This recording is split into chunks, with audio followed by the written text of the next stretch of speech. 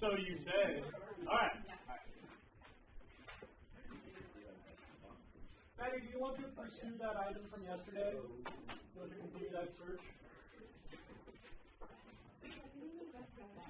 Okay.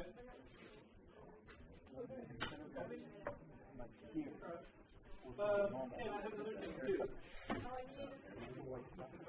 think I sent you that sentence, so I probably haven't thought about it. Did you give me back the money from yesterday? Yeah, I did. I need something else too.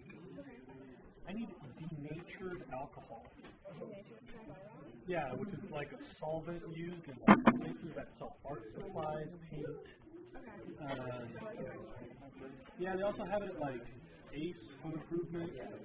So I don't know where else the info is, and I don't know how much time you've got for all these. Yeah, it's called denatured alcohol. It's like a small team bit. This is just like coffee drinking.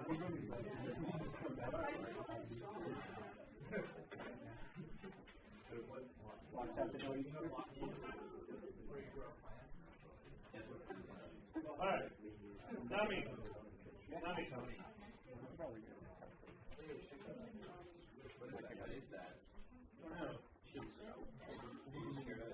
It's IT. Well, it has a publish on it, but I guess it's template.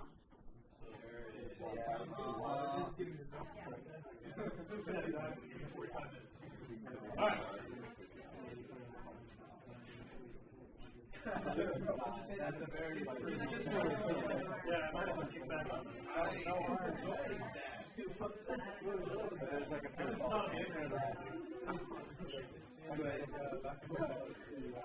all right. There's this artist named Edward Bertinsky. I don't know if you guys know this. I used to take a lot of photographs. I'm not really artistic, but I really like photography, and I really like wilderness, and so that was sort of like as close as I've ever gotten to being arty.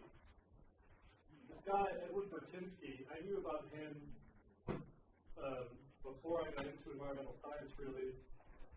But as an environmental scientist, his artwork has become all the more interesting. He does really large photography.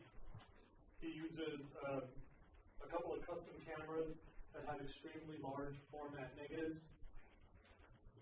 And then he takes photographs of really large landscapes. His approach is to show the human impact on the earth. His main theme is the scale of our relationship with our surroundings. You know, we live in the United States where most of our environmental harm is locked up behind fences or outsourced to other countries. But this guy will chase it down, make very, very, very large photographic prints.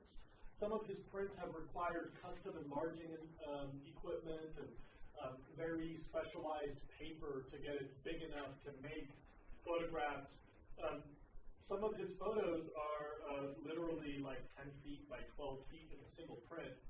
If anybody's ever done non-digital photography, making enlargements that size is technically very difficult, and so he's a very well-known and highly regarded, accomplished artist. We're in the unit of humans versus the earth, and that's probably the best way to explain his artistic viewpoint. He just wants the world to see the scale of our impact.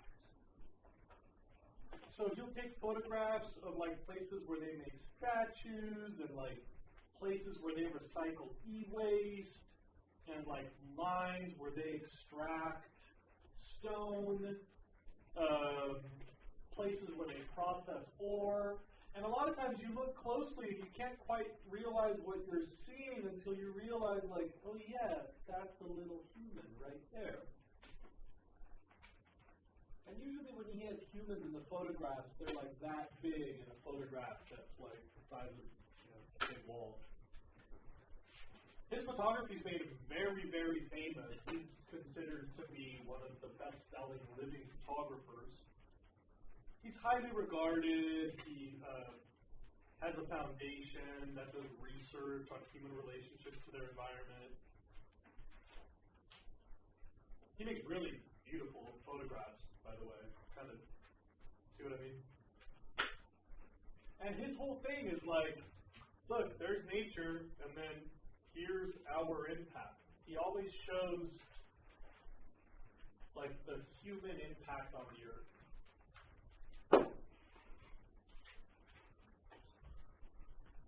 If you get this one, look at page 76, it's my favorite.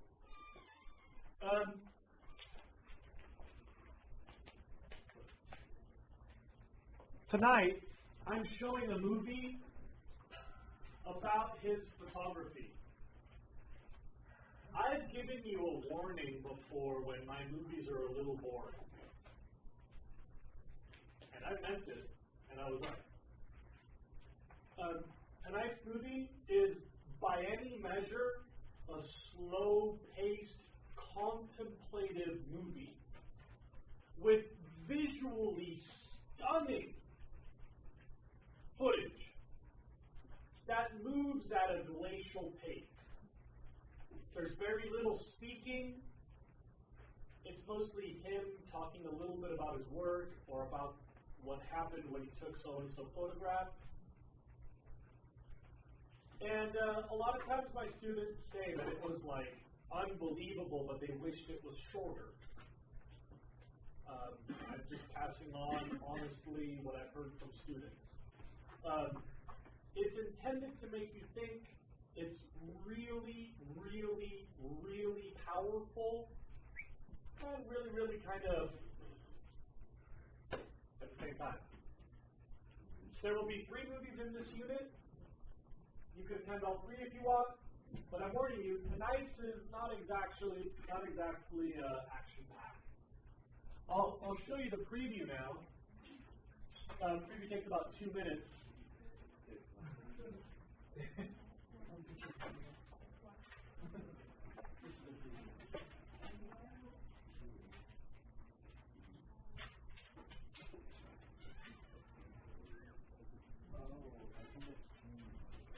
Does this start with like a really long family shot? Yeah, it's kind of factory.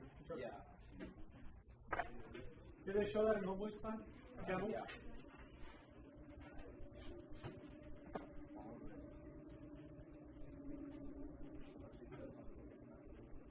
Ladies and gentlemen, SBHS. Inspired by nature. That's the theme here. I think, quite frankly, that's where I started.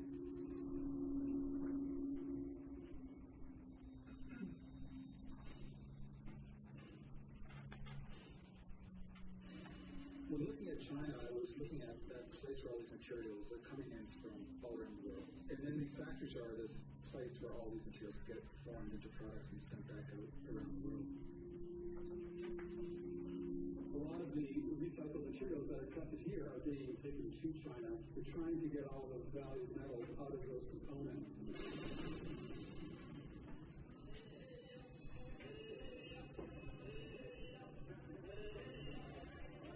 There's the chanting music. Can't have an ASEFS movie without chanting music.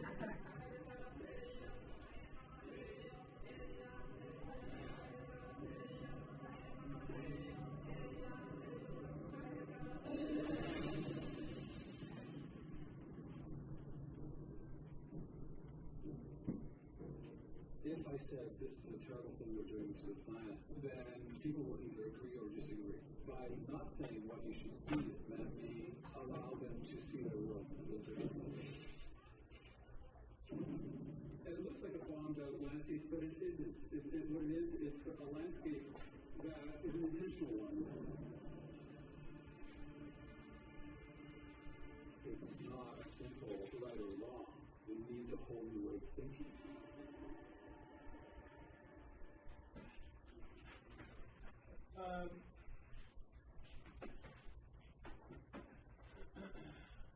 To be honest, it's slow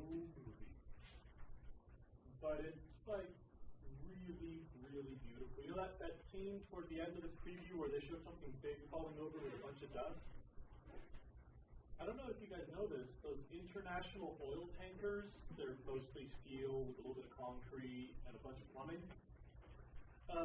Those big tankers have like no disposal plan. When they're too old to keep using, many people just park them at high tide in mud flats near Bangladesh or India. The crew on board, the tide goes out, and it's an abandoned pile of scrap metal. And all these like peasants come out of the slums with like hacksaws and torches and sledgehammers, and they like just break it all down into like little pieces of scrap metal to take to recycle. Like, it's all this big stuff that we don't think about it. Like, we buy everything in our little like convenient, pre-packaged, ready to take home and dispose of. And the movie is like a totally different scale. I find it like really fascinating to think about and really hard to convince students to watch.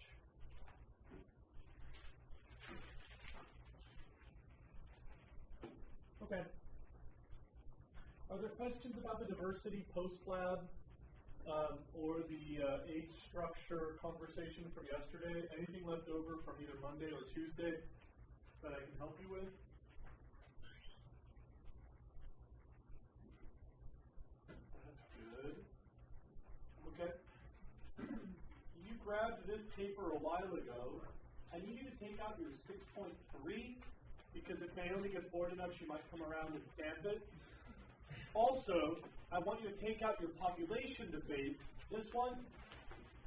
And I know this is condescending, I apologize in advance, but I kind of need you to read this right now. You can skim the format, and you can skim the grades, but I need you to read the rest.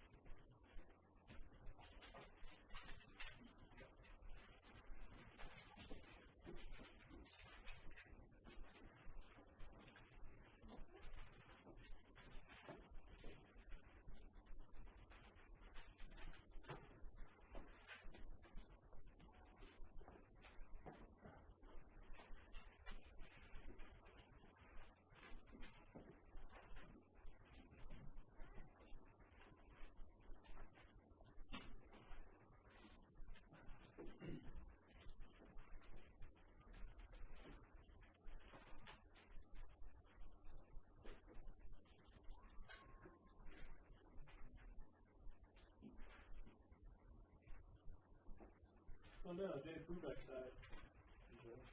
Same with bad condition.